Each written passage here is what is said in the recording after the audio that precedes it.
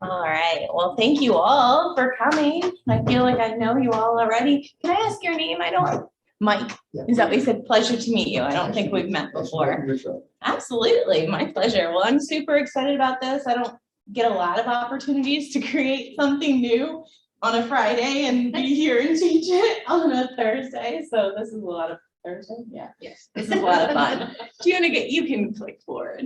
So some of you know me. I work with you on transactions now, so we're getting to know each other. Joe, of course, knows me. I've helped in different areas, Eva and Alana here. And of course, Jen and I have worked together in the past. So just a little bit about who I am so that you understand where I'm coming from today. I have over 20 years of experience in customer experience, particularly, which is like customer service is my passion. And if I see it not being done correctly, I cringe inside and die a little bit each time, because that's like the heart and soul of everything that we do, especially as an agent. I believe full-heartedly that if you approach every situation with the attitude of gratitude, that you're going to get the same result on the other end.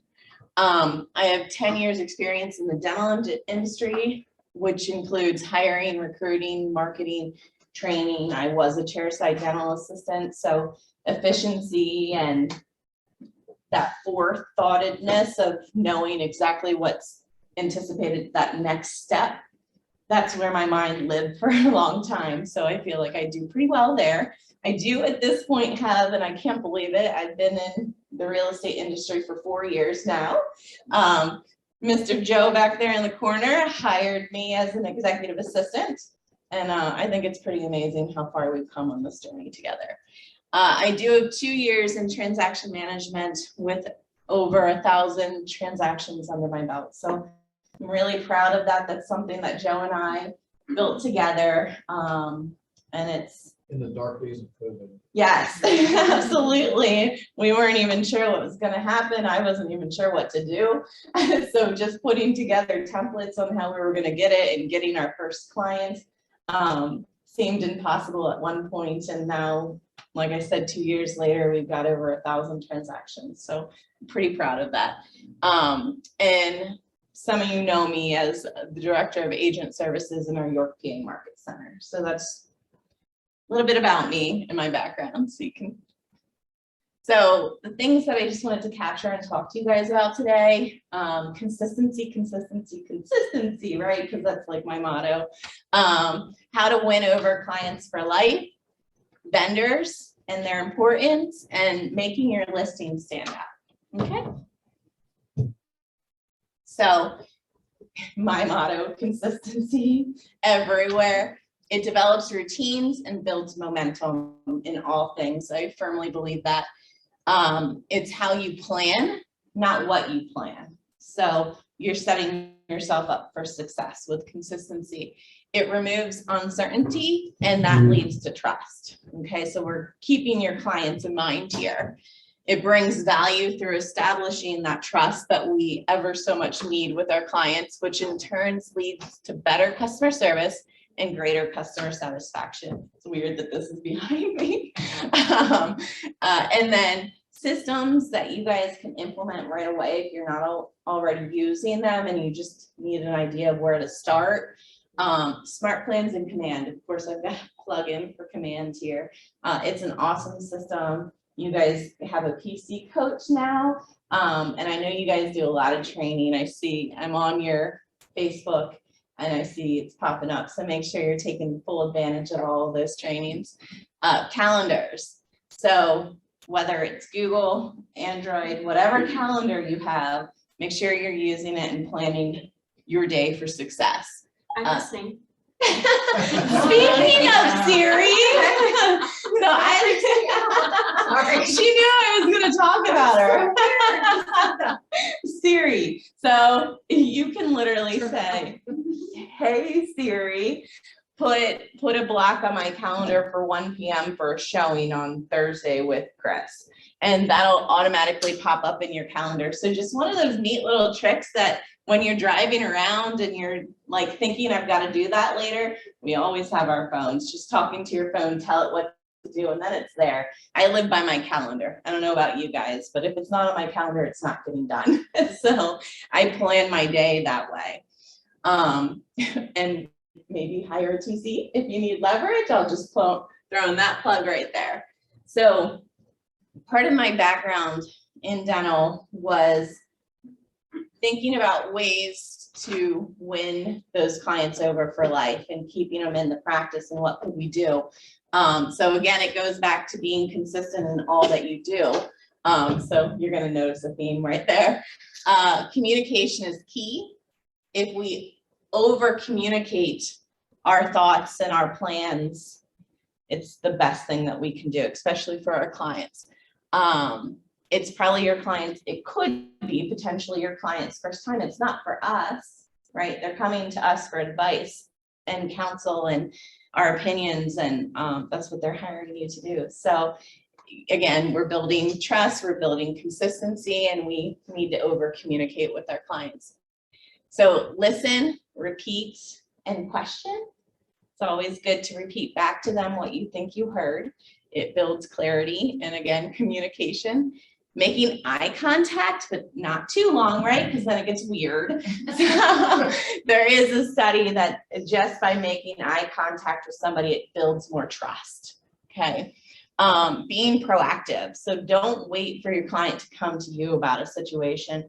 Run towards problems, not away from them, okay? Establish your client's preferred communication method. If you keep sending them emails and they're not getting back to you, and they don't even know how to use email, and you're hitting your head against the wall wondering why they're not reaching out, well, maybe that's not the best way to communicate with them, right? So from day one, when you meet a client, ask them, what is your preferred communication style? Do you email? Do you text? Do you want a phone call? What times are you available, right? Because maybe they work third shift, and calling them at 7 o'clock in the morning is not a good thing to do. So learning your clients a little bit better will help you be successful with communicating with them. Share your stories and experiences. So just that sorry. I'm just asking for support.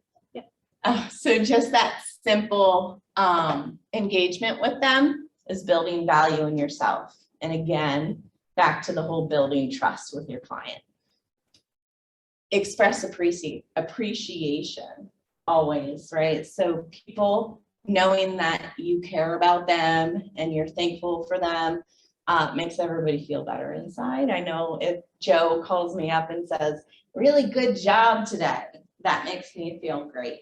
And your clients knowing that you love working with them makes them feel great as well. Make yourself stand out from ordinary. So I know in York alone, York and Adams County, there's over how many agents? There's like 1,200. So why should they work with you? So being consistent in everything that you do, all of your processes, some things that I think that you guys could do to make yourself stand out. I had Joe writing thank you cards before even going on a listing appointment. I don't know how many people have thought of that. Have you done that? I do. I have them ready, and when I leave the appointment, I drop it in the mail, so they get it like the next day. Okay, that's a very great idea. I actually had him take it to the listing appointment with him. But perfect, it still works the same way. It shows them that you thought about them ahead of time. So the fact that it shows up in their mailbox the next day is pretty cool. Anybody else do anything like that? This is supposed to be collaborative, guys. So I'm the only one speaking here. Doug, any? Megan, I send thank you cards, and then in the beginning of the year, I send New Year's cards, but I put scratch offs in them. Ooh. Yeah. So yeah, so that gets them to calling you. Why do you do that, Dana? As you said, to stand out from the ordinary. I think when everybody does the email blast and everybody doesn't, email goes in spam, but when you personally send it to their home, it gives a different personal touch. And these are people in your database already, correct? Correct. Yeah, so retention, right? So always being in that client's mind. Every time they see a scratch off ticket, you guarantee they're thinking of Deanna, right? Their agent, she sent me a scratch off ticket. Does your agent do It's funny that? she mentioned that, 'cause I did one where I was just farming, and I was talking to a gentleman, and he just said, we're kind of happy to do it with our house, that we don't, with, if we can sell our house, that we won the lottery. Ah, And I sent him $20 scratch off. He said, good luck, leave your call when you win. And I haven't heard anything yet. But, yeah. you never know. But again, he probably got a chuckle out of that, right? Oh, sure, yeah. You want to make sure that when they think of real estate, they think of you, right? So any way that you can make yourself stand out, take every opportunity to do so. So the thank you card is just a simple way. And can I say one thing? Sure. The bottom of the screen, if you guys haven't read that book yet, do yourselves a favor. Put it at the top of your list. Yes. It's- How to win, he's talking about how to win friends and influence people. That book is 80 years old. It's timeless. Absolutely timeless. I have a different book. It's shorter and Have more pictures? no pictures. So I found this book through Ryan Serhant. Ryan Serhant was sharing an interesting situation that happened with him. Was his background was he was a hand model before he went into real estate. Ryan Serhant is from $1 Million Listing New York, by the way. It's like a TV celebrity, but he's also a $1 billion real estate agent, which doesn't suck. And so he was a hand model. And as he started to build his portfolio, he really found that he wanted to go after like developers and get whole buildings. Easier to get one whole listing that had like 30 listings in it, and all of them were $1 million listings, and just like work, one listing at a time. So he met with a developer, and the guy was a reader. So Ryan had, now not everybody's gonna have these resources, but it's the concept that I think was really interesting. Ryan had a bookshelf delivered, and then every day for 2 weeks had books delivered to fill the bookshelf. Got the development deal, multiple hundreds of millions of dollars. But I heard about that. But what he shared was that he got that idea and the mindset of being unforgettable from the book Mr. Schmooze. So if anybody wants to get a shorter book than How to Win Friends and Influence People, that's a phenomenal book, Mr. Schmooze. And it's just a really simple concept of how to ingredients yourself and define and get there. So there's 2 books for your list. And the bottom there, so being prepared for your appointments, showing up like you meant to show up, and you know what you're talking about, and you're prepared to talk to that client is huge. It's better than just showing up and winging it sometimes. So the bottom there, I know we can't see it in the room because it says we're screen sharing, but consider gifting your sellers. So this is back to my dental days. When a new client would walk in, a new patient, if you will, in that industry, I developed a whole series on walking them around the office, giving them a tour of the practice. But the first thing that I did is I walked out to them. I know, this is COVID days, but I put out my so nice to have you here. I'm super excited to see you. Can I take you? And I'd hand her a bag with a gift in it and a card that said welcome from all of us here. And then I would take you on a tour of that practice, tell you about the highlights of the office, show you the state-of-the-art equipment, make you feel like you were at home. And then I'd set you in the waiting room. Nobody wants to go into the waiting room. But then we would do our paperwork. And there were no phones at the front desk because that gets in the way of human interaction. So the front desk person was literally just there to take care of you. And we gave you a gift because most times reciprocity is huge. Giving you a gift, what does that make you want to do to me? Give a gift back. Or if I ask you to do something, what might you do? Agree to it. Agree to it. Yeah, perfect. Yeah, absolutely. So you're already in that mental state that, oh my gosh, like she gave me something, I want to give her something back. So if she recommends that I need to have 4 fillings done, I might say yes. So it's getting into that space where you feel like you've been gifted something. So you can do this with your clients too. It's not a magic trick. So showing up on the listing, being prepared, giving them a gift already makes you stand out from just about everybody else. And it's something that you're leaving with them, so it's a tangible item. It's probably got your name on it, right? If you're mailing it, it's something else. But if you're right there in front of you, I'm giving you the gift right in front of you, you're gonna remember my face. Whereas maybe they have another listing agent come in after you and they just connect a little bit more and they might sign with that person that day.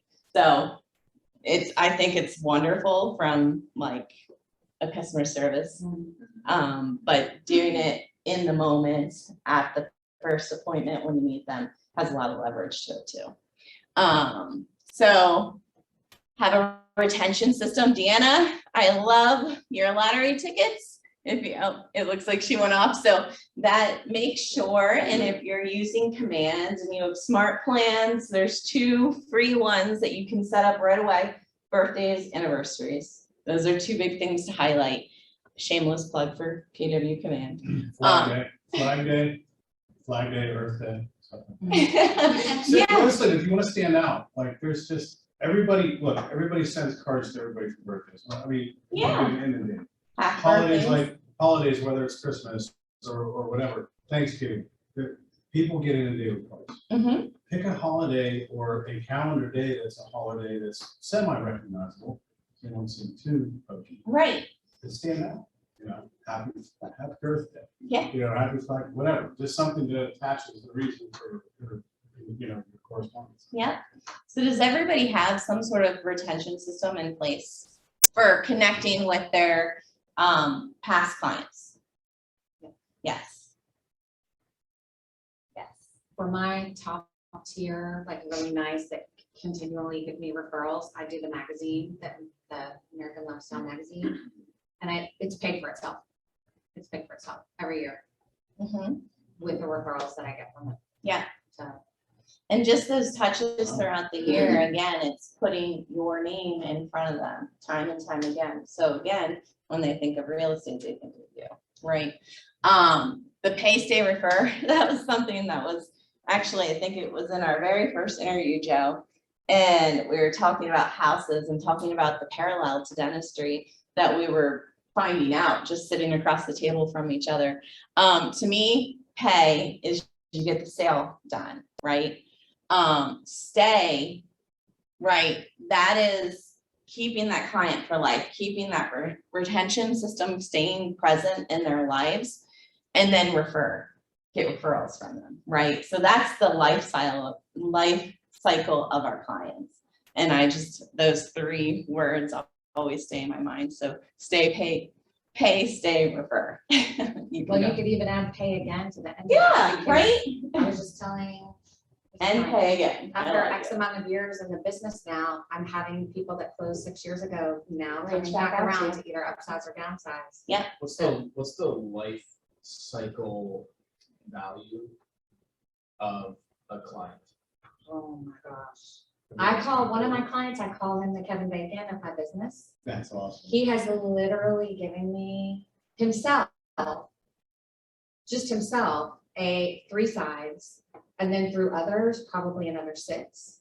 And that's just in 5 years, like in the first 5 years. Yeah. So that's a really valuable exercise to do, is to think about Yeah. so when you treat somebody really well, like where else is your next Kevin Bacon? I have another one, like I have a second Kevin Bacon, Yeah. and they're different, but they're, whatever. And that she has given me at least 1 a year. Please tell me you haven't tagged in your command as Kevin Bacon. That That would be so awesome. would be a rock star move. That would be awesome. The thing that I do think is important is for those people that are in your top tier of like your referrals, like I treat them different. Like when I start getting multiple referrals from somebody, the minute I get that referral, I call that friend and I just say, oh my gosh, thank you again, or whatever. I tag them on social and say, yet again, another referral from Allison. And then when it closes, I send her a pretty hefty little gift card thanking her to her favorite dinner place. You know, That's she's like, awesome. oh, we get a nice dinner once a year from Jennifer. But you have to take care of them because they will continue to just. Absolutely, Yeah. absolutely. One of the things that we had done similar, we were next to a car wash. So we would, for referrals, they have to come to their appointment at least every 6 months, right? So we would send them a car wash for referring and they drop their car off at the car wash and it'd be sitting in the parking lot, all clean and pretty, waiting for them to come back out. So it's just keep yourself top of mind. Nothing is out of the box when it comes to reminding your client that you're there always for them. And you want their referrals too. Vendors, so not so important. They are, right? Who we work with matters. So why does it matter? Oh my gosh. It can be more business and anybody that you refer is a reflection on you. Mm-hmm. If I haven't worked with them directly, I don't give them anybody. Yep, absolutely. So this comes down to your photographers. They go into your client's house, right? Yes. So they're meeting your client potentially. They could still be home. They could be crossing in the winds. And we want that who you tell them is coming, that's how it's going to show up to them. That it was a personal connection that you made for them. So make sure that the people that you work with represent you well. We're going to say something. Yeah, I was gonna say exactly, like the people that you partner and work with, like you wanna make sure they're at your level or even better. Mhm. Because that's a representation on you. Absolutely. So I said, so think about your photographers and your go-to list of contractors as well. Like have people in your pocket, network with people. Networking also builds your referral pipeline as well, because now you've got somebody else when they're out and about and somebody mentions real estate. Oh yeah, well, I work with this person all the time. They give me business all the time. What do they want to do? They don't want to give you business, right? So by teaming up, I always call it a promise. So when you set your brand is who you are. It's who you become, and you want your brand to be the best image of yourself, right? So they keep your promise of over delivering that high quality customer service and customer care. So building these relationships can be essential at times, right? So say you slip up and swap enough fly or something. Say you overlook a detail and you're in a bind. You've got this good relationship that maybe they will be willing to do a favor for you. Have I messed up a time or two? Absolutely. But by building those connections with people, getting on the phone, picking it up, it's a lot softer. And oftentimes they're like, oh yeah, well, you help me out all the time. Like, absolutely, I can squeeze this photo shoot in for you, right? So again, listings. I mean, I went into more customer service because that's my passion, but listings is what Joe kind of wanted me to talk to you guys about. So using professional photography, if you're on any kind of social media platform, you see real estate agents complaining about it all the time, the use of cell phone photos, right? That's doing just a total disservice to your client when they see what other listings look like. So I think we can spend a little bit of money, right, on our clients who are giving us money as well and make their listing look good. So 90% of our buyers, if not more at this point, that was a statistic from last year, are viewing homes online. I'd like to think that it's probably 99% at this point. Present honest details. So don't falsify anything just to get a property to be viewed more times. Be honest with your information. Put time into your remarks. So not only is that showing other agents that you care about your brand, your real estate career, your clients reading that as well. And they could be reading, if they're selling their house, they might be buying. So they're looking at other remarks as well. And if yours just says, come buy this house or nothing at all. Are you looking? That's the worst. I just taught this yesterday, so Yeah. But the worst thing that I've seen that I think creates, and it's just me being OCD Sure. as a manager, never want to start with a question that's yes or no. Right. Are yes. you looking for a blank? That's so Well, funny. no, I'm not, scroll. So, I mean, it's always good to start with that. You're gonna jump into your second that book. Open with, I have it open all caps. I usually start with something geographically based in the Mhm. area. Like we have an area called Prospect. Check out this premium Prospect property. Everybody knows the PPP these days, right? Yeah. So premium Prospect property, and it's all caps, it's exclamation point, it opens it up. I put that on Facebook. last week. I just can keep this. Nice. So, yeah, I mean, those taking a Yeah. few minutes just to come up with something that might pop makes a big difference. Absolutely.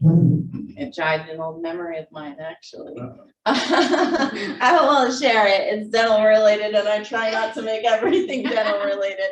I'm really bad at that. So descriptive language, right? And communicate what our pictures can, because sometimes they don't come across as well as we can see the charm, and sometimes that doesn't relay as well in photos. So there's a method of hook, story, and offer. Okay, so you want a catchy opening line. This is what Doug was just explaining. The story. So talk about highlights and features of the property, any amenities, anything that's like hyper local to the property, and beds and bathrooms, right? Because people need to know that. And then the offer is closing words with a sense of urgency, a call to action, is what I like to refer to it. Mention any warranties or upgrades. Those are always important. People like new shiny things. Include a floor plan if available, because people are doing a lot of shopping sight unseen too. Having a floor plan in there, if it's available. If you don't have one, that's okay. But if it's available, I just think that that's one extra thing that you can put in your listing to draw attention. Upload associated documents. Don't have agents come to you asking for them. That's minutes, hours, weekends that they're waiting, that you could have had a buyer on it, right? Leverage your beautiful listings on social media. So is everybody using social media now that we're allowed to? Yeah, awesome. Long story. Long story. We don't have time for all that today, Doug. But quick question, I didn't want you to drill down into this too much, but how do we avoid redundancy? How do we avoid being repetitive in our work? What's it? In your wording, I will pull up listings that have expired or sold in the same area within like a quarter of a mile. And I will go look at all those descriptions and I will copy and paste into like a Google Doc, and I will take some really good phrases or what's it close to, especially if I'm not as familiar with that area. Oh, it's walking distance to the elementary. Bam, I've looked up that elementary school. I think that I started getting like a drone picture, especially if it's close to, one was close to the T in the south here, and it was right walking distance to elementary. And then I dropped pins on the big picture to show you its proximity to things. That's cool. But I rip off if you're not good at writing, because we're realtors, and if that's not your forte, you can also hire professional writers. If you've got a listing, in my opinion, maybe even over 250,000, 200 plus up, you can hire a writer and show them multiple things or whatever, and have them and give them the number of characters. And I have a pet peeve about this that I teach regularly is, photography, which I 100% agree with. When I see bad pictures, I just want to cry. But maximize your characters, fill that page, and watch your spelling. Put it through spell check in a Google Doc or a Word doc first. That's on the bottom there. So if you don't have Grammarly on your computer, make sure you add it. If your client catches you when it goes live and you're like, there are 3 typos, that is it's happened to me, and you're just like, oh my gosh. And it just reminds you, okay, stick with the plan, follow your checklist when you're entering listings, have that be one of your things, check your grammar, check your punctuation. Because I don't like 500 ellipses and 500 exclamation points. To me, you want to keep it simple, because who's reading it? People don't want to go through all that, and agents don't want to read all that. Right. like just be direct and, Mhm. you know, thesaurus, use Yeah. thesaurus, but Absolutely. yeah, Eight- maximize that. I did 8 years as a radio commercial production. Nice. So I didn't have any experience when I started the job. So I did exactly what she just suggested. Rip all you can. Mhm. We have an MLS that is stacked with, I don't know how many houses are listed in West Penn, but hundreds of thousands of old, new, or expired Yeah. descriptions on properties in areas where you're listing a house. Rip How- off the language. how- Could I say something about social media? Because it's going to start happening in 2022. Make sure when you're putting your listings or any real estate advertisement on social media that you follow the same guidelines as if you were putting it in print. Make sure your broker's phone number is there, your broker's information, because they're going to start going after people this year on social media. Just keep yourself Yeah. protected. Good point. Very good point. I was just gonna say too, if you know, have a colleague read it. Like sometimes you won't catch something because you're too deep into it. And also make sure you're compliant. Mhm. You will, West Penn Multi-List will contact you if you say something even as simple as must see. That's a no-no. They will contact you and tell you to delete that. There's just certain verbiage that you're not allowed to use. If you don't know, read the MLS rules. They tell you what you can and cannot say in the listings. That's a valid point. Another thing, just with like typos, spelling errors, back to like what I said in the first 30 seconds of talking, goes back to your consistency, right? And the way that you're making your client feel. So this was on a previous slide, and it's one of the things that always stick out in my mind. Like, people don't remember what you said to them. They remember how you made them feel, right? And they remember our mistakes too. They might not recall all of the 1,000 good things you did, but they're going to recall the 3 bad things you did. Because that's where our mind always goes with people when we're paying for something or working with somebody. Our minds are programmed to think and recall those negative situations. So again, something as simple as making sure you have no spelling errors, typos, or grammar issues. If they see that, it just makes you look sloppy. And it could be an accident, but if you were rushing through it and you weren't putting a lot of thought into it and just treating it like something on your checklist that just needed to be done, it also speaks to your brand and how you're presenting that client as well. Yeah, that was it there, I think. I think I missed something though. Let's go back there 1 second. And back to the next one.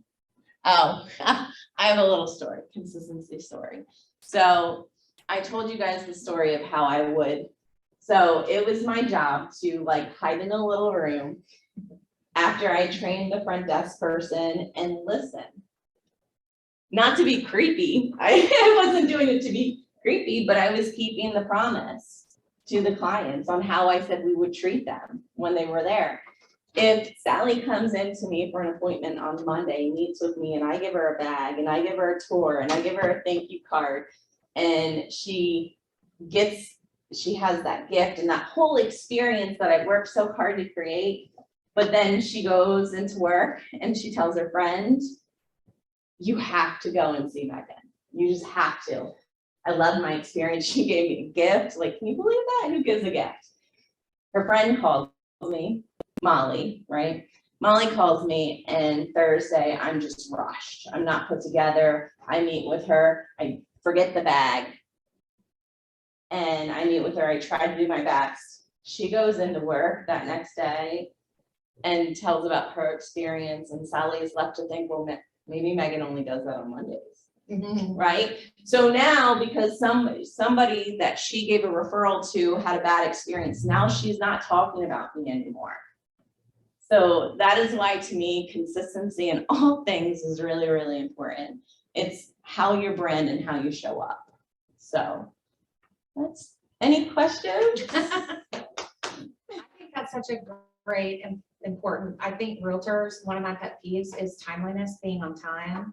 And Allie will laugh, but like I'm notoriously early for my showings. Is if I have several in a row, the first one, I just like to be early. I will sit in the car. I will pull up the disclosure of that first one and just get my head in the game of that first showing. And it also makes me, I like to be up at the front door, make sure that there's no weird things going on. Where's the lockbox? Oh, they put it on the back door. Yeah. You don't want to be shuffling around in that first showing. Mhm. Like with subsequent ones, and once you built a rapport, you're like, where's that lockbox? And it's Right. funny, but not the first one. And I just think that you're setting a tone for how they're going to be treated. And if you are running late 2 weeks, 2 months from then, they're like, oh, she's always early. No big deal. She gives you a little grace, Right, right? but I just think with agents in particular, I have a pet peeve about just being on time. And on time does not mean on time, it means early. So as On time is 10 minutes early. Yeah, that's right. As an Yep. agent, what's our responsibility? Like, who are we reporting to? Our clients. Your client, right? So if you show up for a job interview, this is what it is. Listing a buyer appointment, it's a job interview. You're gonna get paid at the end, right? There's a transaction that happens. Would you show up 20 minutes late to your job or the interview? Would that person hire you? So, Especially the first one, my God. It is so important. Well- The first one is huge. well, it's an interview every time, right? Well, and I think that we get busy and there's a lot of classes, especially like a family reunion, they talk about how to stay organized. And we walk around and we'll have Post-its all over. Yeah. And I literally have a new buyer client in a really nice price point that already had an agent show them a week ago. And they called a friend that's a realtor and said, this agent, we asked for information, we didn't get disclosures, they didn't get back to us, they said it'd be a couple of days. And the friend that's a realtor found them another realtor. Yeah. And I started following up really fast. They're like, this is what we needed. This is what we look for. So it's really, I mean, it only takes losing a client once and realizing how you need to improve before you'll put those Mhm. systems in place, unfortunately. And Absolutely. that's sometimes how we learn. But yeah, like you said, it's a job interview and you need to take it serious every single time, Mhm. not just the first time, but every single time. That's where my motto, consistency, consistency, consistency in all things, right? That wraps it up. Any questions or thoughts after? Thank you. You're welcome. Do you want to tell us how much is it for Keystone to use your services? So I wasn't gonna do a Before shameless she plug. dives into it, I'll here. just say that we just got a new agent in our office who's been using her for a long time and freaking swears by her. Yeah. So I'll just put that out. I have not used her office, but swears by this woman. So that's your, I That's your appreciate stuff. that. I Yeah. appreciate that. Yeah. Thank So- you guys. So for transaction coordination, Mhm. for agents that are busy and do need that leverage, what services do you offer and how much? So the full contract to close process, we go from the time your documents are signed. So setting up those inspections, sending them emails with all the details that they need to know right away. hello. Doing your compliance and commands, taking care of everything like that, creating addendas for you with your eyes on it before we send it is allowed. I'm gonna miss stuff because I feel like I'm on the spot. I'm sorry. So scheduling, closing, scheduling your pre-settlement walkthrough, going into showing time and booking these things, keeping all parties notified of what's going on at all times. So we communicate with title, we communicate with the agent on the other side, we communicate with the lenders every single week, checking in to make sure that we are on top of everything and there's nothing that you need to worry about with this transaction. You're copied on every single email that I send, so that you can track along and see that everything's getting done. I send weekly updates with what's going on in the transaction. I'm open to phone calls daily, weekly, if you want to set those up ahead of time. And I guess at the end of it, I make sure you get paid on time, which is really, really important. Other components to that, we do offer listing prep assistance, which if Deanna is still on here, I've worked with Deanna on 9 listings, I think so far. Yes, and 3 of them went under contract, and 3 days. Yes. Yeah. Wow. So excellent. Very good. So that is something that I do offer. Contract to close, let me back up a minute. That is $395 and it is deducted when you get paid from your compliance and command. So if it doesn't close, if it falls apart the hour before settlement, you do not pay me. If you don't get paid, I don't get paid. And then listing prep assistance is $95. So along with setting up, so scheduling your photos, entering it into the listing system, your West Pen or whatever system you guys use, and creating social media images for you to use as well, and also starting your compliance. If there's any little ancillary documents that you missed getting signed, I'll make sure that that's all taken care of and keep you compliant as well. So that service, I don't know if I said it yet, is $95. And then if you're just like, Megan, I love you, but I'm covered.